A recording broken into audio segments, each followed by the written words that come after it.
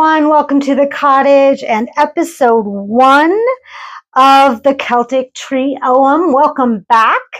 Today we're going to talk about the very first Ogham, which is Beith Birch.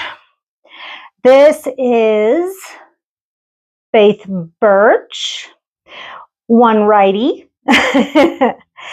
And this corresponds to the letter B in the Celtic Tree alphabet. So, diving right in, this is a pioneer tree, and it was one of the first trees to populate an area after the receding ice age. And isn't it so beautiful? I love the birch. I think it's probably one of my favorite trees, if not my favorite tree. And it's one of the first trees to flower in the spring. And it's associated with beginnings and fresh starts. I mean, it looks like snow. I mean, it's gorgeous. If you look at this oracle card from the Spirit of Nature, you can see the little face, the nose, the mouth. Let me get my porcupine quill. The eyes, the nose, the mouth, the little chin. I love this because it has the green man showing up as the spirit of the tree. I love that. And then over here in this oracle card, you can actually see a leaf instead of just showing the bark, which I think is nice because we always see the bark, but we never look at the leaves. So this is a nice card accenting the leaf, which is lovely. This is the Celtic Tree Oracle by Sharon Hidalgo. Yes. So according to legend, as we talked about in the introduction, the first Ogham ever written was Beith, and that is spelled Beith, written 7 times to create a warning and a magical protective talisman on a sliver of birch by the god Oma to warn the god Lu that his wife was being taken away by the she. And the she is a dark trooping fairy. Usually the she are mischievous fairies. They're known for kidnapping humans. So just a little aside about the she. Now, for this reason, the birch is considered to be full of the god Lu's light. So you get to see a little bit of that here in the leaf. It's like shining brightly. So this Ogham is full of Lu's light. So it can be used to shine a light on anything. So magically, you could use it to shine a light or to bring to light something else. So there you go. So it brings clarity and it chases away stagnant energy. It gets things moving and brings light to shadows both within and without. So birch twigs were used as witches' besoms or brooms, used to ritually cleanse a space. The use of brooms, clearing the old to make way for the new, reveal a key quality of the birch, preparing for and supporting newly emergent growth and circumstances. In connection to beginnings is so strong due to the fact that the tree itself is self-sowing, creating its own groves. So you can kind of see that here in this picture behind the tree featured. It creates its own groves by repopulating itself. It doesn't need to be planted as saplings. It does itself. It does that for itself, which is wonderful. Now, traditionally, the birch was used for purification and the cleansing of negative spirits, sometimes in the practice of birching or flagellation to remove negative energy from the body, as well as toxins, and also to force out negative entities and to correct misdeeds. So it is said that birch was used to beat Christ on the cross, and Roman soldiers carried fasces, I'll show you that right here, in advance of important officials, which were made of birch stalks enclosing an axe. Yeah. These symbolize the power to punish by flogging with the birch sticks, as well as to execute by the axe. Yeah. It's probably where we get the saying, we were axed. Yeah, when someone gets fired or killed, they were axed. Eek. Yep. As such, the birch can be associated with the concepts of law and punishment, as well as healing and renewal. So it kind of goes hand in hand. Now, one of the other things that birch was used for was to beat the bounds, where the boundaries of an area were ritually beaten with birch to enforce and clear the village boundaries. Now, beating the bounds was considered a purifying behavior that removed negative influences and created a fresh start for the community. So they would go around with these huge birch stalks and just beat them on the ground to enforce that boundary. Like, can you imagine going around and just beating it where this is my territory? And yeah, they did that. Isn't that just seems like such peculiar behavior, but that's what they did. And that removed negative influences for the community. Now, birch was also known to lend purity and renewed vitality wherever it grew or was used with magical intent. The English poet Coleridge called birch the Lady of the Wood, and it was seen as a very feminine tree. Considered to correspond to the planet Venus, birch was a fresh, gentle energy regardless of its uses in chastising and banishing. Birch was a chosen tree for the Beltane maypole in Wales. Here you go. I've had a chance to, this past year, dance around the maypole, and it's such a wonderful experience. If you've not done it, do it. It is awesome. I did it with our coven for Beltane. It was amazing. It was also used as fuel for the fire, where they jumped for blessing, cleansing, and fertility. Now, cattle were led between the Beltane fires, and that's this right here, to bless and protect them for the rest of the year. Wreaths of birch were also used as a token for romance and initiating courtship. So you can see a softer side of the birch and not quite such an angry, punishing tree. Now, birch has immense vitality that is a powerful initiator for change. It is unstoppable in its gradual forward movement, as we know it can self-sow, right?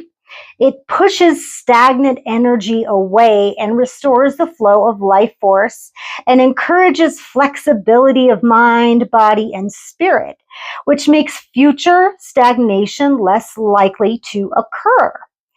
It is sacred to the Norse goddesses Frigga and Freya, and that's one of them here. I think this is Frigga. And it's also associated with Blodeuwedd, the goddess of the Welsh goddess of flowers and springtime, whose other side is the owl huntress, illustrating the birch's dual nature. Now, these goddesses can be wild and fierce, as well as gentle and loving, just like the birch tree. Everyone's got two sides, you know? and it assists in changes gently and mercifully, but when resistance is encountered, it has a fierce strength, which will see that change occur regardless. Now, the spirit of the birch is a boundary guardian, as we can see here,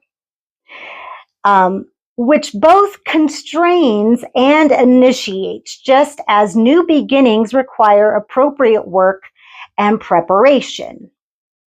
Now on to magical and practical uses. Now, birch is very tough and very flexible, making it great for carpentry, and it's been used to make tools, furniture, cradles, and of course, brooms. Because of its charcoal, it produces high heat and has been used in metalworking, and the bark makes excellent kindling. The Chippewa make use of birch bark for storage containers and wrappings, and even hollowed out birches for canoes, as we can see here. As the bark is very flexible and waterproof. Isn't that awesome? Now, harvesting the bark and wood would only ever be done after making prayers to the spirit of the birch, with offerings of tobacco to each of the cardinal directions. Keep that in mind if you ever harvest any birch for your own uses. Tobacco is very inexpensive and is a wonderful offering. Now, birch bark can be burnt for energetic and physical purification, a practice long used by the Dakota Sioux. It is also an excellent choice for carving runes, as you can see here. This is what I've done, or Ogham sigils. And its bark is perfect for parchment, for domestic, artistic, or magical use. Think petitions, right? Now, the oil of birch is perfect for love spells and can also be used to anoint candles or diluted to wear as a magical perfume. I haven't been able to get a hold of any birch oil, but I would love to. But these things, as it said, is very tough. So breaking one of these down to make an oil out of is quite hard. I've used it in an incense, and let me tell you, my shoulders hurt for quite a few days after that. Believe me. Now, burning birch bark or dried leaves make a good incense for love spells, as well as cleansing and purification. Offerings of birch wreaths can be made to water spirits to ask that storms or excessive rain be delayed or averted. So that's cool. If you can make a wreath out of it and then kind of let that float into a river, that would be a beautiful offering to the water spirits. Now, due to its associations with spring and fertility, birch can be used to decorate the sacred space at Beltane and the spring equinox, and it can be called upon to help invoke other gods and goddesses of fertility and light, such as Auster, Bel, Angus, and the Dagda. It is also a supreme tree to assist in calling Lu and to invoke protection against and the banishing of darkness, since it brings so much light and radiance, right? Makes sense. Now we'll talk briefly about using birch for healing purposes. Now, it is one of the most healing trees. Its white bark symbolizes purity, right? And it's an astringent and diuretic, good for skin problems, sore throats, and chest congestion when used as a steam inhalation. So you would take the bark and put it in water and then boil that water, and then you would just inhale those fumes. Wonderful use. It is an effective germicide, and water poured from the trunk was a traditional tonic to break up kidney stones and heal bladder problems. The buds can be eaten, those are these guys, for stomach problem, and they aid digestion. Wonderful, right? It's also a great insect repellent. Isn't that cool? Now, let's talk a little bit about something that's going to come up for every tree going forward, and that's the vibrational essence. A vibrational essence, in case you've never heard of that before, is what you make when you cannot ingest that wood exactly. So a vibrational essence has the vibration of birch or whatever tree you're working with, or flower or gemstone, yada, yada, yada. It has the vibration of it, but not the actual ingredient. So you could make a vibrational essence by having water. So you would grab a glass of water or a bottle of water, and you could have a piece of birch maybe on top of that water, and maybe like a cloth between that wood and the water, and then like leave it in the moonlight or leave it in the sunlight, or just have the symbol of it even on top or below that. Like, say, I'll get my juice here. You have that on top, safely so it doesn't fall over. And you would leave that out, and it would have the vibration of this, but not the actual ingredient. Make sense? Okay, so as a vibrational essence, birch helps bring hope and innovative thinking, sometimes encouraging purification before a breakthrough. It encourages a pioneering attitude, being a pioneer tree, right? And the courage to move on from stagnant circumstances, gets things moving again. It helps the introverted to step out of the crowd. It brings renewal and vitality to the spirit. It aids in clear thinking and clarity of purpose, while providing the energy and confidence to embark on new adventures. So that's something that a vibrational essence can do in a healing setting. All right. Correspondences. The element of birch is water. The zodiac is Capricorn, Sagittarius, and Scorpio. It is sacred to the deities of Angus MacOg, Caradwyn, the Daga, Frigga, Frigg, Lu, and Thor. The colors are white and deep red. Animal totems are the snake, the phoenix, the eagle, fairies, the cow, the egret, the pheasant, and the white stag. I love the white stag. I would love to see one in real life. That would just make my day, and I would just, if I never saw another animal for the rest of my life, I'd be happy if I saw a white stag. The calendar dates for the birch are November 1st through the 28th in the first lunation in the pagan year, which is November. And the related species. So if you can't get a hold of birch and you really want to get a hold of birch, it would be anything that is in the Butylacea. I think I'm saying that, Betulacea species. That would be the beech, the oak, the alder, the hazel, or the hornbeam. And the linked concepts, these are spiritual concepts that tie in with the birch.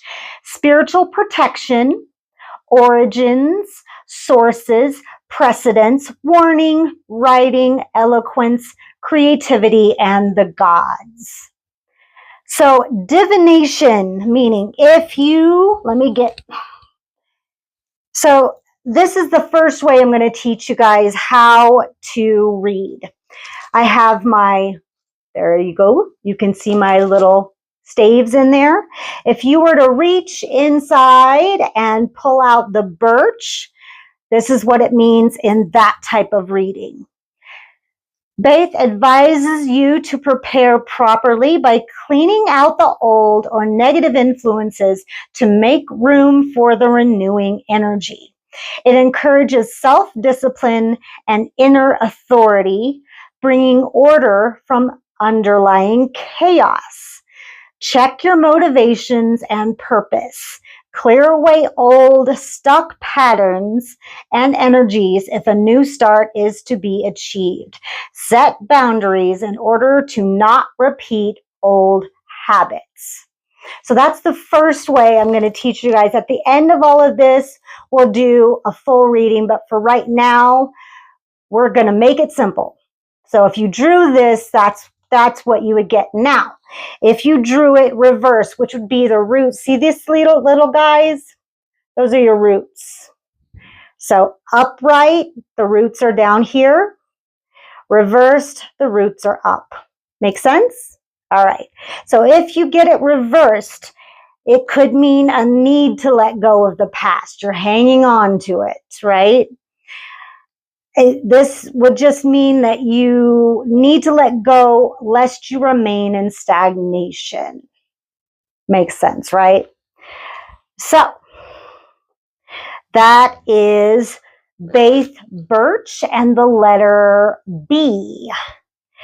So please leave any questions that you have about this Ogham stave down in the comments. If I have those answers, I'd be happy to answer those for you. Please give this video a like, subscribe. If you'd like to see more, hit that bell so you don't miss any upcoming episodes. Please visit my website where you can purchase in my store. You can purchase holistic healing products and magical and ritual supplies. You can also set up a reading, set up a class, a workshop, and find where I'm going to be on the weekends. If you do shop my online store, please remember to put in the code word all caps veiled at checkout to get your free shipping. That's my gift from me to you and only available on this channel. So don't forget to do that. If you'd like to financially support this channel, you can do so by buying me a coffee. All the details are down below, or you could just scan this QR code right here, but absolutely no pressure. Just live your best life and live for yourself. I'll see you guys on the next one. Bye.